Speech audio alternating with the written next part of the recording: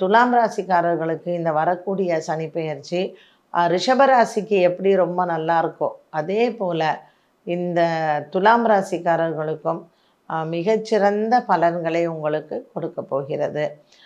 குரு பகவான் 9ஆம் இடத்திற்கு வந்தாலே மற்ற கிரகங்களினுடைய பார்வை எப்படி இருந்தாலுமே ஒன்றும் பிரச்சனை இல்லை. சனி பகவான் வரக்கூடிய இந்த 6ஆம் இடம் அப்படிங்கிறது இவங்களுக்கு தன லாபத்தை கொடுக்கக்கூடிய ஒரு விஷயமாகவே அமையும். கேது பகவானும் இவங்களுக்கு லாபத்தில் 11ஆம் இடத்திற்கு போகிறார். ஸோ ரொம்ப ஒரு அற்புதமான ஒரு காலகட்டமாக அமைகிறது துலாம் ராசி அன்பர்களுக்கு. கடந்த ஒரு 4 வருடங்களாகவே துலாம் ராசி நேயர்கள் நிறைய கடன் பிரச்சனைகள், கூட்டு தொழிலில் நிறைய ப்ராப்ளம்ஸு, அது மட்டும் இல்லாமல் எந்த வேலை எடுத்தாலும் ஒரு தடங்கள், நிறைய ஏமாற்றங்கள், நிறைய பொருளாதார இழப்புகள், இது எல்லாமே உங்களுக்கு இருந்தது.